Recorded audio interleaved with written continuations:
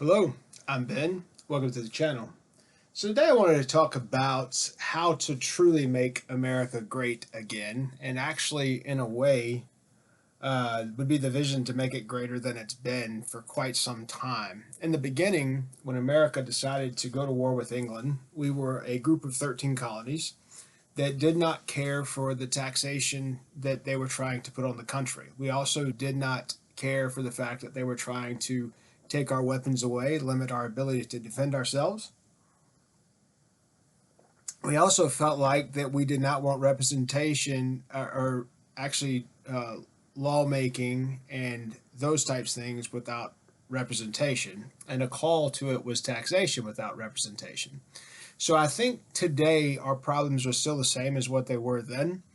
I think we've created, if you watch the movie Patriot, which was actually quoting people that were important folks back in the dawn of our revolution in the United States, one of the things they said there was, why do I want to trade a tyrant 3,000 miles away for 3,000 tyrants a mile away? And that's what we've done in America. Our government has never been more unruly than it is now.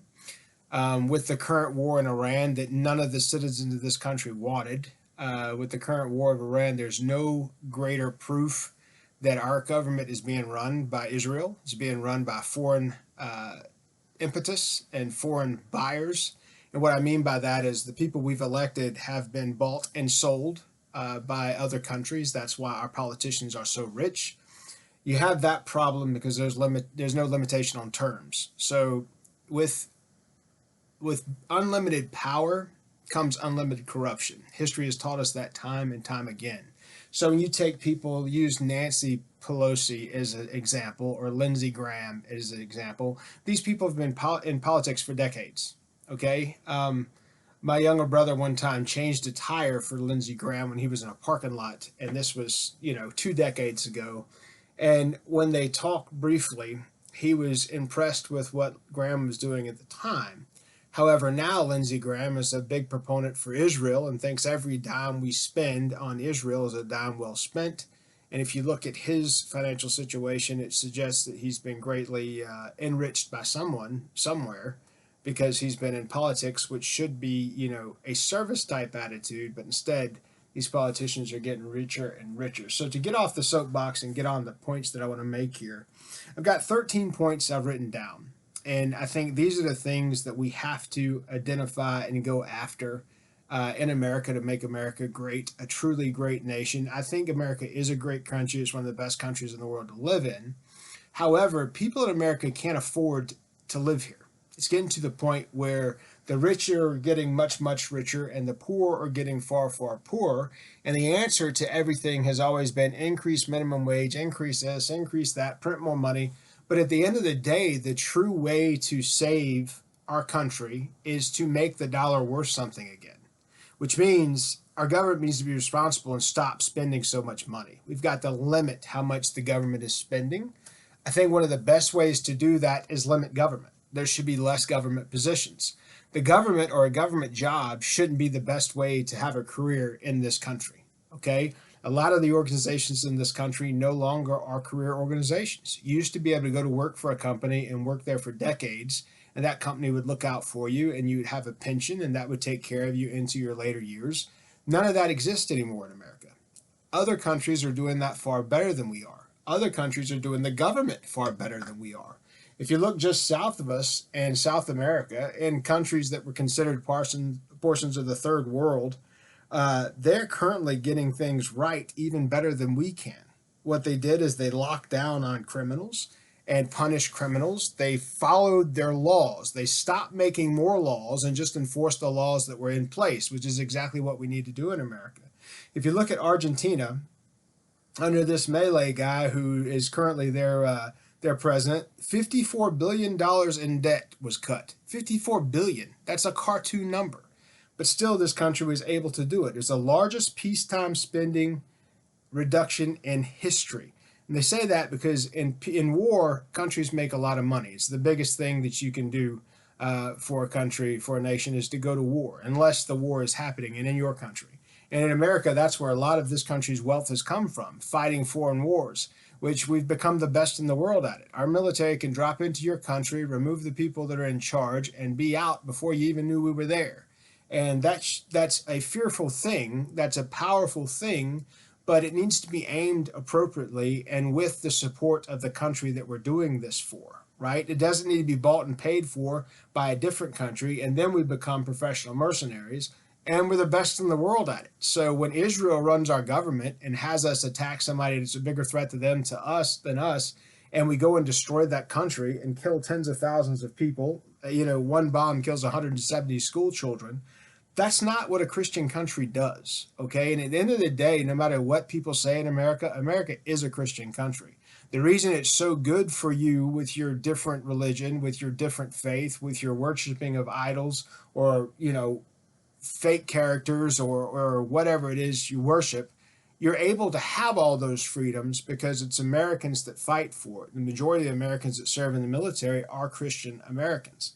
So when you look at it that way, the spending on DEI programs and the spending on programs that don't make sense, that limit things by race, that is a weak way to run anything. Think if you run a business, you want to hire the best person you possibly can for the role because then you become more competitive and people that can't hire that best person can't compete with you. If you're busily, forcibly hiring people based on race and their sex and their background, all you're doing is limiting your company to hiring people that may not be the best for the position. I say hire the best all the time, and the diversity will supply itself because you're hiring the best all the time. You don't have to worry about inclusion because if you're hiring the best, they're already included, right?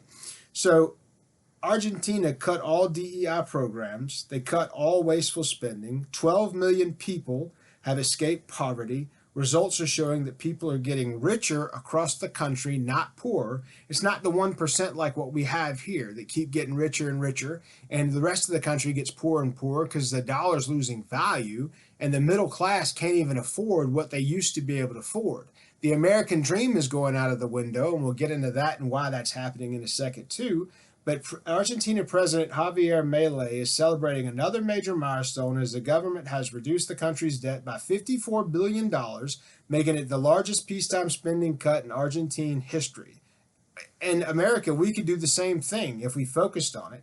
Milei's administration has eliminated DEI initiatives and slashed wasteful government spending. The results are striking. 12 million Argentinians have escaped poverty under his leadership, and overall, the living standards are improving rather than declining across the country. The outcome stands in vast contrast to traditional big government approaches and is being viewed by many as the strong demonstration of how aggressive physical reforms can reduce spending and produce tangible benefits for citizens. The numbers continue to speak for themselves. So to Argentina President Javier Milei, congratulations on being an actual leader. And that's what America needs. We need actual leaders, not lifelong politicians with no term limits who have no idea what spending and fiduciary responsibility are, and they have no idea what justice is in America either. So let's talk about those things real quick.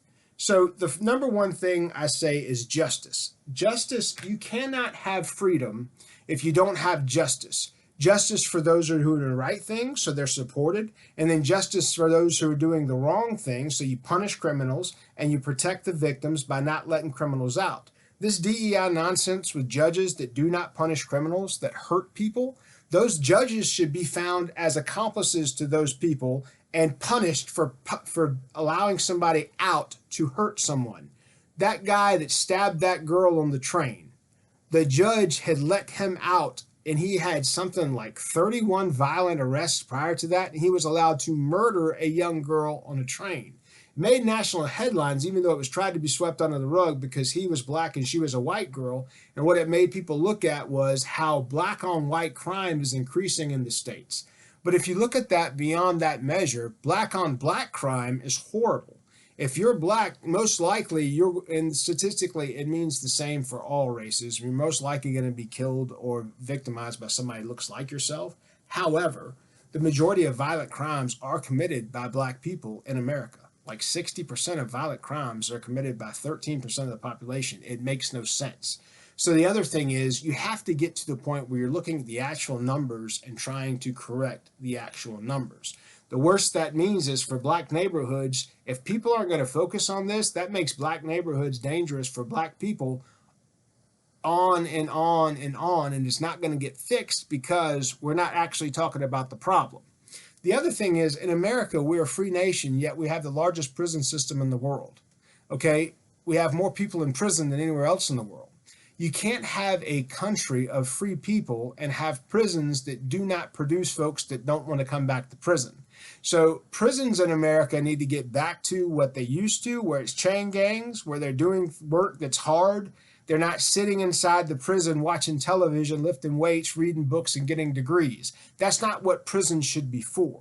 Prisons should be for correction, and institutionalized education does make sense to get them to the high school level or better, so there's equivalent. When they do that, they have better understanding and they get out and have better opportunity. Arrested development, what that term means is when people get arrested and go to prison, typically in their teens or early 20s, especially if it's a long term, that person mentally maintains the mental mentation of a 17-year-old or 20-year-old. Even though they get out and they may be 35 and 40 years old, they still have that mental capacity of 17, 18. That's what arrested development means.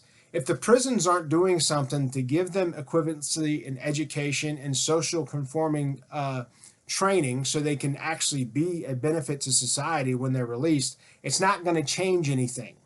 What it's going to do is going to take your criminals and educate them on criminality by other criminals and release them back into public being worse than they were when they went in. So that's something that has to be focused on. But let's get back to the term of justice. If you look at justice in America, one of the biggest issues people have with Trump, including myself, I voted for Trump because he said he was going to release the Epstein files. That needs to happen because all of the victims of the Epstein people, whoever Epstein's friends were that were documented in the Epstein files, their victims deserve justice. Okay, you have thousands of victims of these rich people that aren't getting justice because they're friends to Trump. That's nonsense.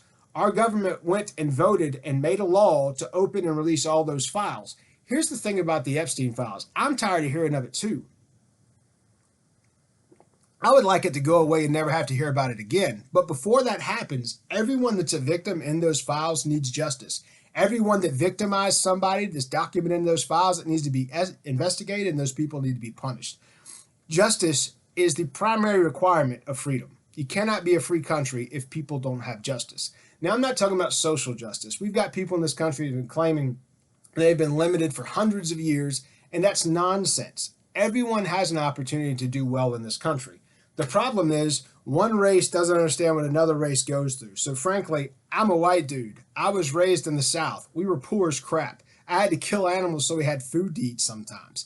You know, we grew up poor a large chunk of the time. Now, as we got older and our parents did better, and we did come up in a two-parent household, that's another thing. If people are ethically correct and have freedom and have justice and the prison systems aren't failing, hopefully you could stop the generational situation when you have one parent in a household. So then you have an opportunity for a household to do better for the children there, but also for the parents, because having two parents in a household is a better way to raise children. It's been proven. It's the way it's supposed to be done.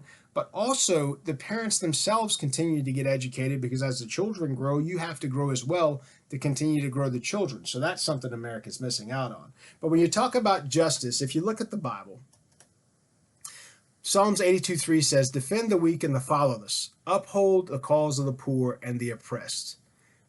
Proverbs 21:3 says, to do righteousness and justice is more acceptable to the Lord than sacrifice. Amos 5 verse 24 says, but let justice roll on like a river, righteousness like a never failing stream. All of these things are showing you can't have any of that if you don't have justice.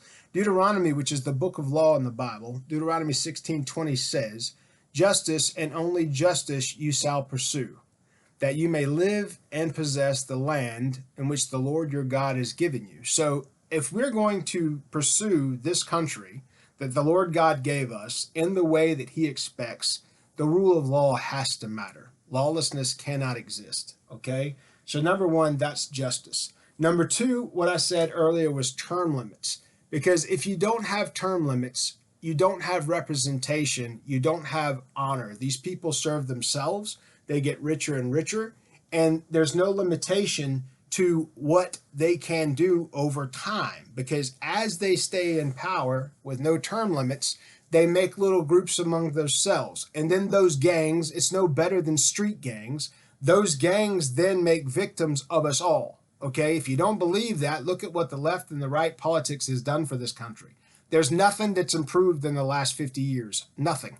Healthcare is worse, right? The value of the dollar is worse. The job situation for Americans is worse. Our infrastructure is failing, okay? You have streets and roads that are trash. You have cities that are burning. So, for example, Detroit and Chicago used to be wonderful cities in this country.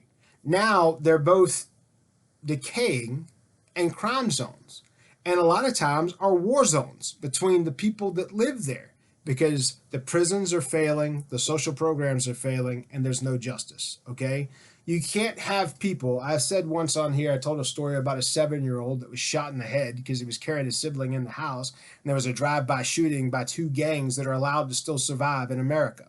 When every person swears into the military, when every person swears into the police, when every person swears into a elected position, be a congressman, a governor, the president, all of these people swear that they will defend the Constitution and the United States from all adversaries, both foreign and domestic. Yet nothing's being done about those that are shooting 7-year-olds in the head. And then people go to prison. And the next thing we talk about when we talk about justice, in the term limit situation, it directly plays into the taxation, the spending, and the lack of justice. Because the longer these people stay in the power, all they're trying to do is boister themselves so they can stay longer in power and make more money off of all the nonsense that we're paying for.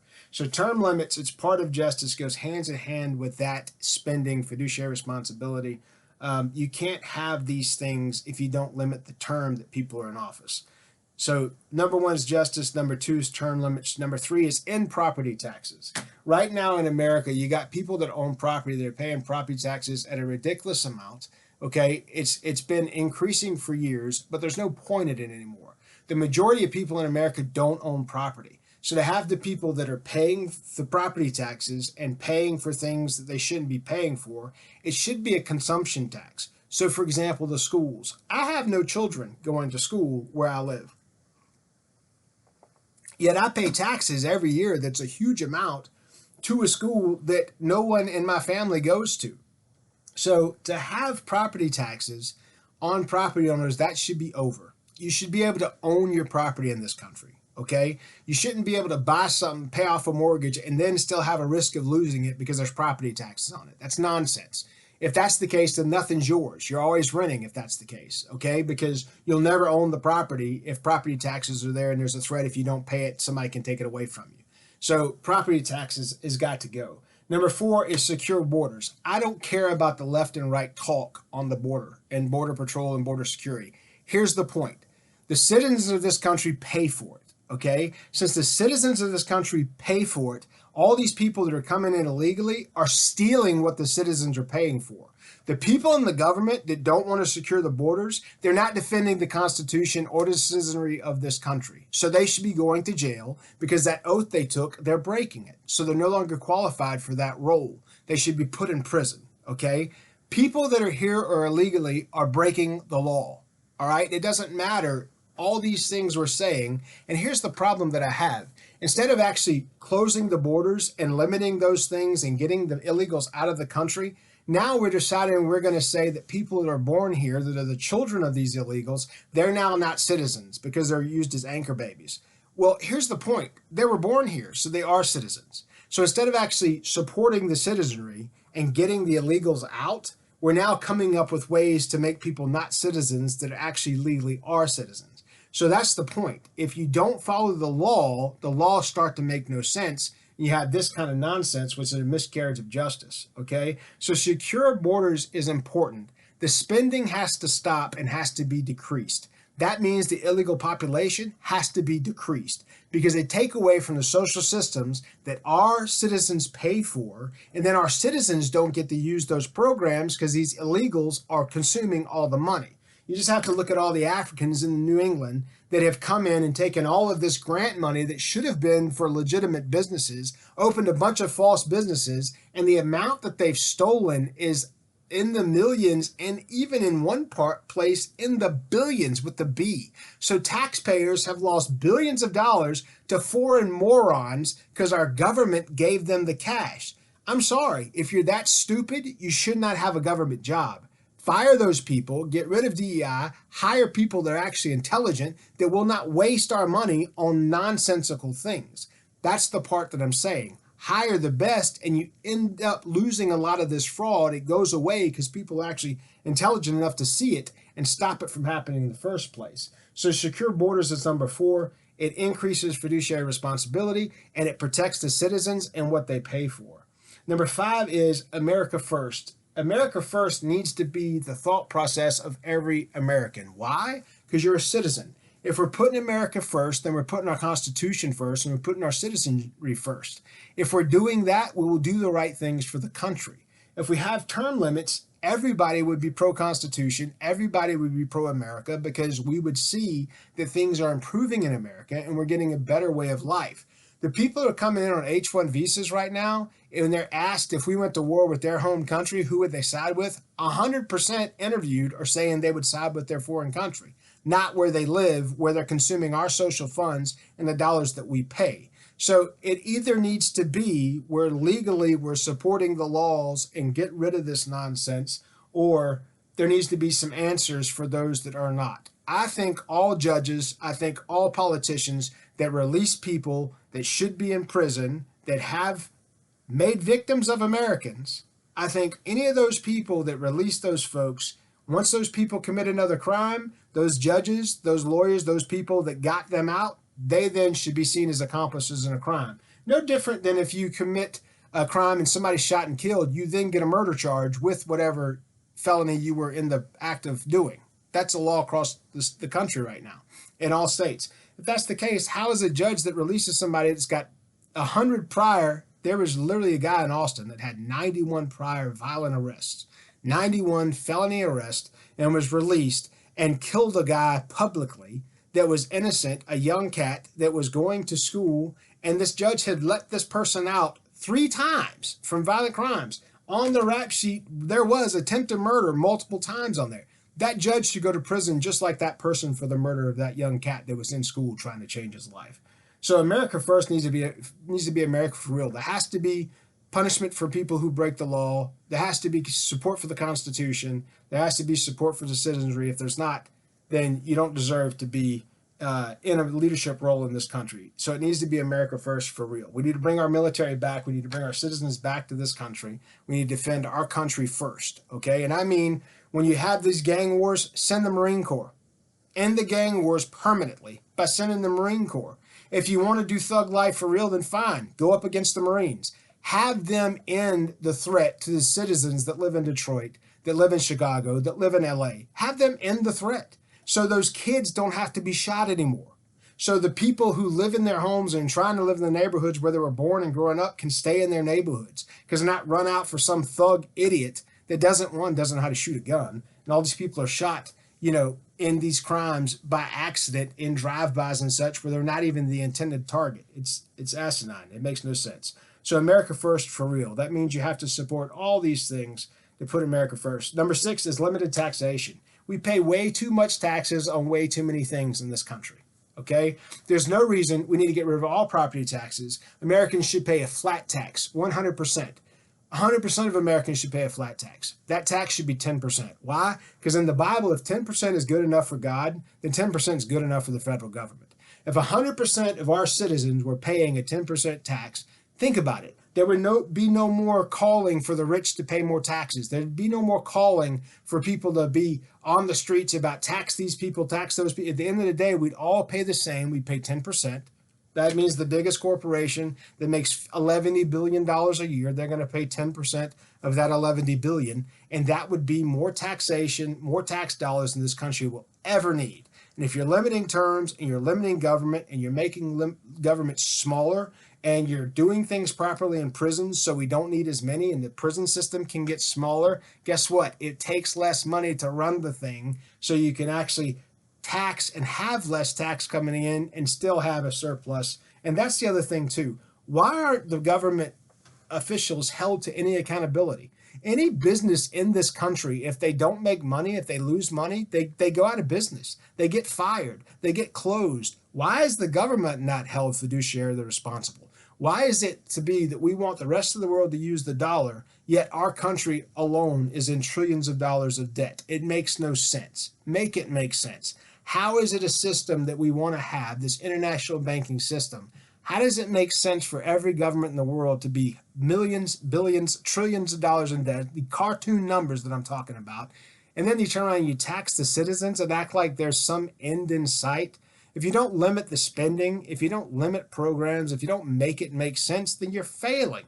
You're not a government. You're an organization that's failing to get an endless supply of money because people don't want to end it. It makes no sense. Okay, so limited taxation. Number 7 is defend the Constitution. The Constitution of the United States is why America is here. Every person that takes the oath of office and then goes into the office expecting to somehow limit the Constitution of the United States, the Second Amendment, the First Amendment, the Fourth Amendment, the Fifth Amendment, whatever it is, you're breaking the law. You swore to uphold the Constitution. The day you attack the Constitution or try to limit the rights of Americans that are listed on the Bill of Rights in the Constitution, you just broke the law. Why shouldn't you go to prison? You just broke your oath. Why shouldn't you be unfit to hold office? Yet every time we have election, we sit here and participate in left and right politics. We allow people to attack the Constitution, and then we say, vote for this person because it supports this or that. The point is, they all take the same oath of office. They're not going to defend the Constitution. They're unfit to serve, and they got to go. Okay? A black man that lives in Chicago, that's never committed a crime, that's doing things right and paying for his house and his children and paying his taxes, should be just as equally defended by the law and the Constitution as a white guy that lives in Texas doing the same.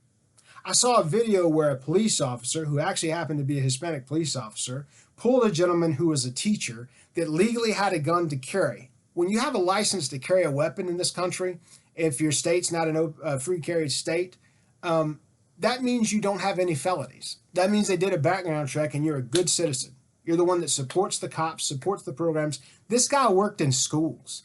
When the cop asked if he had any weapons, he said, yes, I do. I have a permit and I have a printed weapon on my side. The cop then draws his gun out of fear and shoots the guy 7 times, which was completely illegal. The guy was innocent. He was carrying something within his legal rights to carry, and this cop killed him for it. Guess what? This Hispanic cop that was scared to death, that never should have been a cop in the first place, was found not guilty of any charges because he was afraid. That's nonsense. He murdered that guy.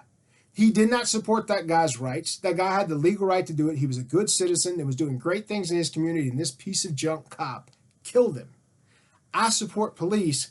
I don't support somebody being that fearful in the streets. If you're going to be a cop, you got to be braver than that. There's a problem there. There's no justice. You have to defend the Constitution. You have to understand the rights that are permitted in the Constitution, that are given to us by birth, and the Constitution writes it down and it supports it. And that has to be part of being a member of any governmental role, including police and the military in this country. So defending the Constitution is number 7. Number 8 is end left and right politics and end all of the nonsense that's allowed to go with it. What Americans don't understand is propaganda used to be illegal in this country. Okay? Back in 2001, when George Bush, the younger, decided to come up with the Patriot Act, which is a completely ridiculous, illegal item that searches people's information and seizes that information, even though it's against their constitutional rights. They did it saying it's to fight terrorism, which is nonsense. Okay? It's absolute nonsense. But the way they did it is use propaganda. The right uses propaganda and the left uses propaganda. Propaganda is a weapon of war. Okay? PSYOPs is a part of propaganda. That is a weapon of war. And right now in America, it is used against the citizens by their very own government. The left and the right, the extreme people in government, are part of the same bird. Think about it this way. It's a left wing and a right wing. Still 2 wings on one bird. Okay, at the end of the day, these people shake hands and live rich and have parts of the same country club and play golf on the same courses and do all this stuff together. The best picture I ever saw was all of the living presidents in a room together. There was supposed to be, three of them were supposed to be these arch rivals that hated one another. Yet there they are. Their wives are sitting on each other's laps. They're sitting there loving life, drinking, scotch that costs a couple grand a bottle. So here they are drinking a glass, smoking $300 cigars. And granted, some people in America are able to have those items. I enjoy those items sometime. But the point of the picture that was so wonderful is they use propaganda so specifically well against citizens that citizens actually think that one is different from the other. They don't understand that they're the same. The politicians no longer serve America. The politicians, if you really want to look at it the right way, they are against America. They are the enemies of our country. Okay? The people that we elect, once they become elected, after they've been there for a few months and get that stench on them, they end up being the enemies of America. And if we don't start seeing it that way and start limiting their power, start limiting taxation, start pushing for justice and making it a requirement to be in office, pushing the actual law around protecting the Constitution and making that a primary order for anybody in government, there's going to continue to be the same problems where us, the citizens, are the flunkies, and us, the citizens, are the bad guys. Us plebes, us pawns at the bottom of the hill, right? The trash that we are. If we don't change the government where it's seen properly, where we give them their power and stop allowing them to abuse everything, then we're going to continue to have these issues. So in left and right politics. The next thing I think is free college education. Every American citizen should have free college education. I don't think that there's any reason why, I'm giving myself a note right here as well, why any American should not have the ability to get a free college education. Here's a simple start to that. If they're able to complete high school and be a B student or higher, so A's, B's, C's primarily, and have a B average, if they're able to do that, then they should be able to go to college for free. Now, granted, that should be a state college. If they can go to a state college for free, think about this. If that's granted to every citizen, if we stop spending these trillions and trillions of dollars on foreign wars for foreign countries, and we keep that money here, and every citizen of this country that has a B average gets to go to college for free, think about that, what that does for the country. It makes our citizens more competitive.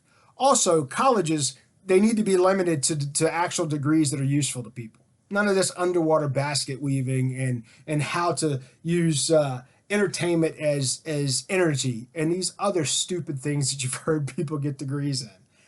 If all state colleges, if that was funded for all citizens, you could bring down the cost of college, right? Higher education is now something that you're guaranteed if you can maintain the minimum expectation in your schooling. And that should be something that's given to all citizens.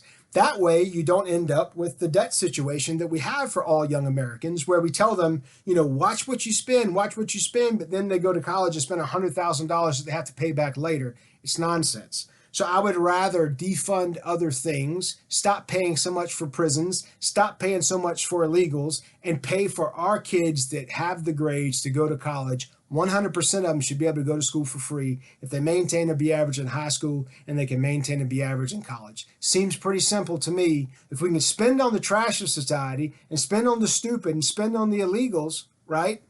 Then why can't we spend on the good? I don't understand that. So free college education for American citizens with a B average. The next, number 10, is make schools based on academic success. Another Bush policy that failed dramatically, and this is Bush the father, so the older, and it was supported by his younger as well, was the No Student Left Behind Act. So that seemed like something very intelligent at the time, and it was pitched and sold as every student, would get what they needed to get better. What actually happened was they dumbed down the whole class to the level of the dumbest kid in there. Okay? The problem with that is you end up with a dumber population. So here's the thing. When I was a kid in school, we had different levels in the same year. So you had what they called AP, which was going to go to college or AP was the ones that were above that, even had the best grades. These are your straight A students, which most likely are going to move on to be doctors and engineers and those type things. The next you had college prep, which was CP. And they had about 3 classes of those students, which those were the ones that actually in real life are going to make the most money. They become leaders like me. They become, teachers, professors, nurses. They become the mass of the workforce, supervisors in plants, production leads, those type things. So that's your CPRE, that's your college prep. They may go to college, they may not, but they're the brightest kids in the school. They're not these AP, the people that are next level that are going to be astronauts, but they're the people that are going to know how to run America and be the best citizens and make the most money. The average people, what I'm saying is B and C level people, college preparatory classes was what that was called. The next you had remedial, which were people who didn't have what they needed based on whatever. The remedial will get them there, and then hopefully by the time they went to 12th grade, they'd be in the CP or the AP and can move on successfully. And that was the idea, was they get their education in the school if they didn't have it prior to that. And then you had ones that needed to fail and be left behind. Unfortunately, in schools, we no longer fail people. You got people graduating high school that can't read. You got people in high school that can't read on 4th grade level. Why are they in the 12th grade? Why are they in the 10th grade? Why haven't they been failed? You're not improving the country. You're not improving America, but saying this person is up to standard when they're not. Okay? So that person is going to get to a point where they cannot take care of themselves. They cannot pay for their family. They cannot do what's necessary in this country because they don't have the basic understanding, the basic educational needs. All right? And you're not doing anything from an education standpoint that gives them a way to go into a trade of some sort to make a living. So now you're putting them up to do what? Go commit crimes to pay for themselves? Sell drugs? Use drugs? What are they going to do? The point is, if you don't create an opportunity for somebody, they're going to take a path that leads to some sort of opportunity, even if it's nefarious. Okay? So we need to make sure that our high schools make sense, and it needs to be based on academic success. It doesn't need to be based on the lowest common denominator. Okay, so make schools based on academic success. 11 is in limitless social welfare. Limitless social welfare. You have cultures in this country, in America, that's supposed to be the land of the free, that want to be kept people. These people don't want to be citizens. They want to be slaves. They want to do what you tell them to do as long as you keep the checks coming. They want part of someone else's money. Let someone else pay my way. The worst I ever saw was this chick got on the internets and said she's got 12 kids. And she gets on the internet and says, somebody's got to pay for these children. How about stop laying on your back? Okay? Get the 12 dads to pay for them. It comes down to the point where in this country, we've allowed these type of people to live off of our citizenship. It's nonsense. Okay? The Bible talks very specifically about people who aren't working, about the soul of the sluggard. So Proverbs 13:4 says, the soul of the sluggard craves and gets nothing, while the soul of the diligent is richly supplied. So if you're having social programs that allow people to be slugs and slothful, then you're going against natural nature. You're allowing something to live and eat that's not creating a way for them to live and eat. That's not going to work. It's never going to be successful. And here's the issue with it. That one woman, for example, has 12 kids. That was 20 some odd years ago. Those 12 kids right now, I guarantee you, are on the same program with 10 kids apiece doing the same thing. It creates a cycle that live off of the same thing that will repeat forever. The only way to fix it is end the endless social programs. The hand of the diligent will rule, the slothful we put to forced labor. So here's the point. That's Proverbs 12:24. The people in government that want to stay in government forever, these programs make sense to them because it doesn't create successful citizens. It creates people who want to be kept. Okay? People who want to be kept are not free people. They're not motivated to be free people. They're kept. They're slaves to the system that's paying for them. So the point is, they're never going to live a grand life. They're never going to live a life where they have comfort and luxury. They're never going to, they may have the big nails and the big eyelashes and the big booties or whatever they pay for these days. But at the end of the day, they're still poor. They're one meal away from not getting another one. Okay? So hopefully the government check's going to come next month. Creating a system that perpetuates that creates a populace that lives off of that. And that is an eternal cycle.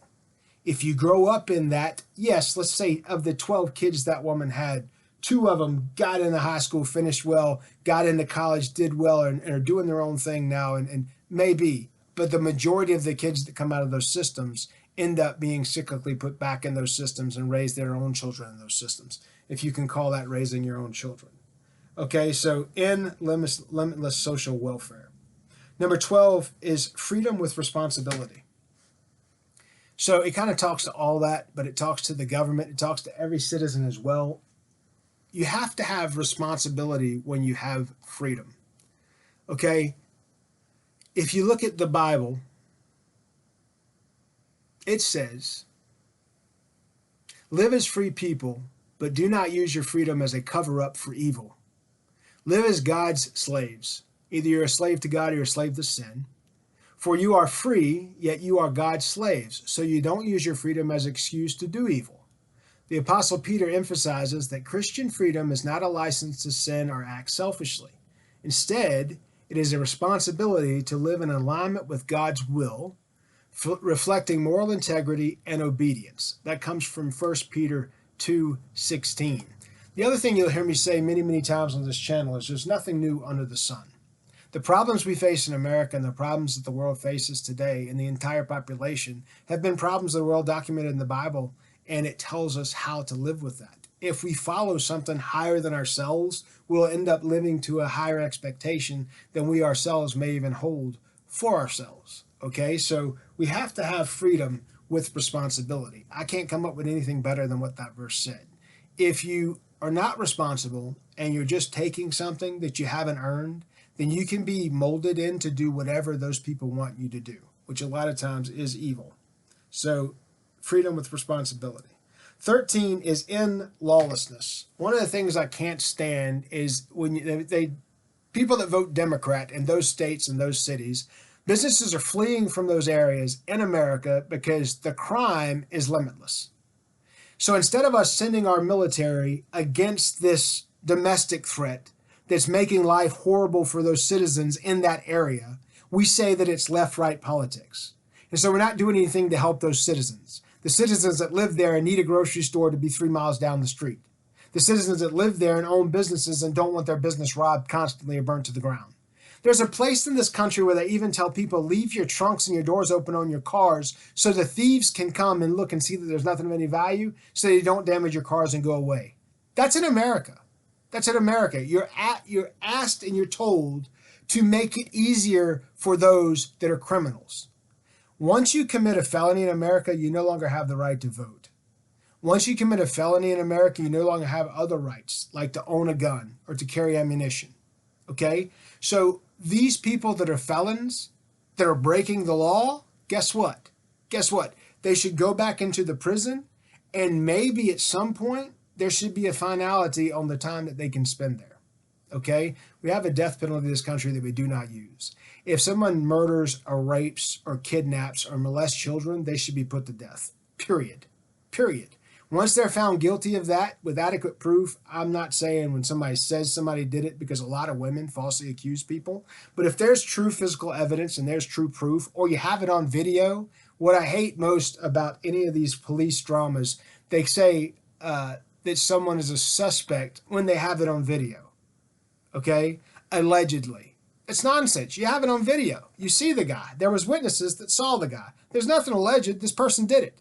This person did it. Find them guilty. Let them have the full penalty of the law. If they're already a felon and they use a weapon and they do something they shouldn't do against another citizen, then put them down. Enough of this sending them to prison just so they can get out and come and do the same thing again.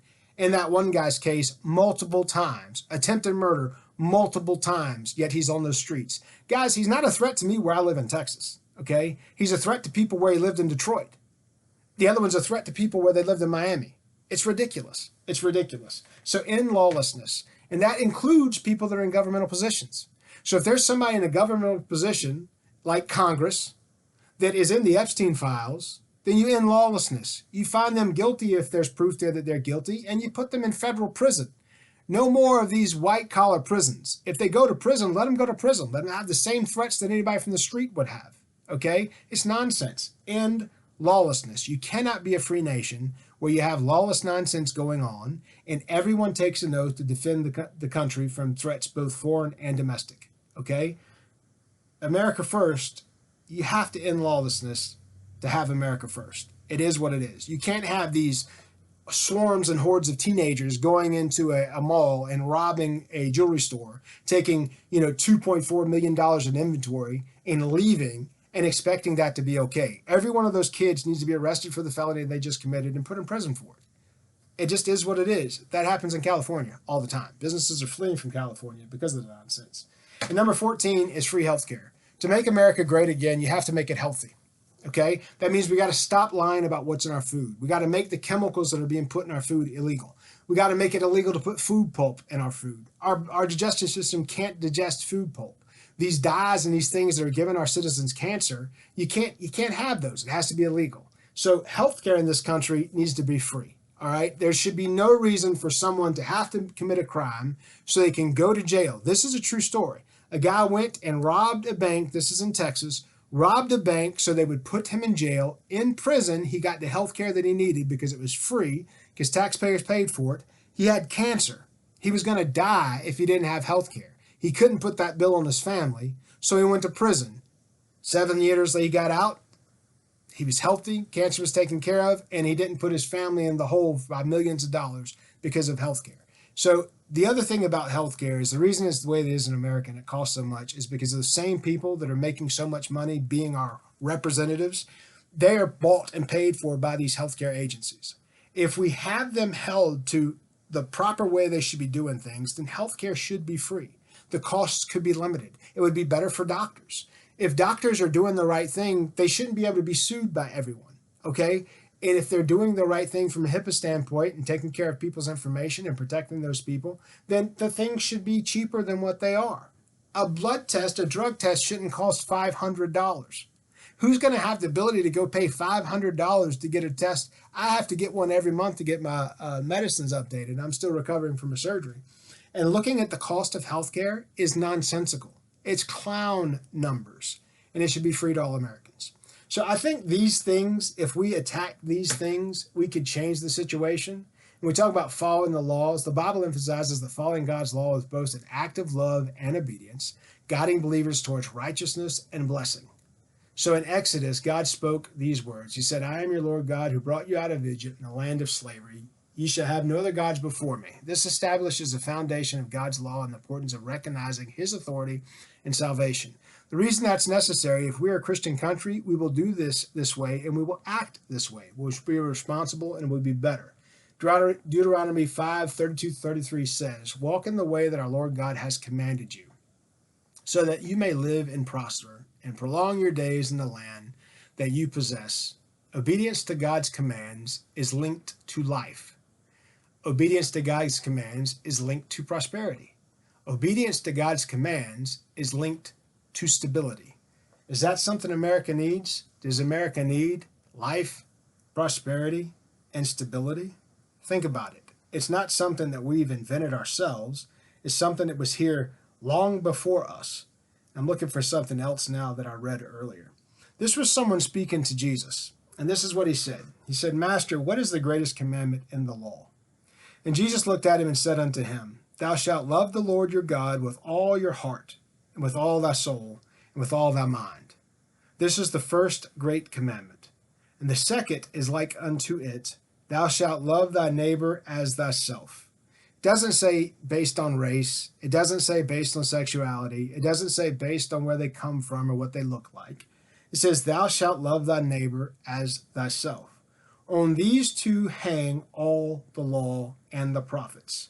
That came out of Jesus' mouth. That's from Matthew 22, verse 36 through 40. So like the Bible says, there's nothing new under the sun. If we truly want to make America great again, this is how we do it. There's no question. We have the guidance. If we're a Christian nation, then we should follow that. And I'll close with this, because I give this often on this channel. There are 7 things that are detestable to God. The first is haughty eyes. The The second is a lying tongue. The third is hands that shed innocent blood. The fourth is a heart that devises wicked schemes. The fifth is feet that are quick to rush into evil. The sixth is a false witness who pours out lies. And the seventh is a person who stirs up conflict in the community or drives fights in between people, basically. So if we hear this, these are things that God hates. He hates these things for a reason. If we see these things present in people, we need to correct them. We need to punish them. If we see these things present in our government, we need to correct them. We need to punish them. And people, citizens specifically, need to be focused on what people are doing, the policies, not the politicians. You should not worship a politician, whether it's a Democrat or a Republican. You need to be fruitful and aware of your Constitution, and you need to be fruitful and aware of what the Bible expects from us. Okay? Hopefully this is useful. Hopefully this would go viral. Everything else of nonsense does. But there is a way to make America great again. There's a way to make the world great again. Other countries are already doing it, which goes to show if someone else can do it, can't we? I'm Ben. If you like information like this and videos such as these, please subscribe. Be good.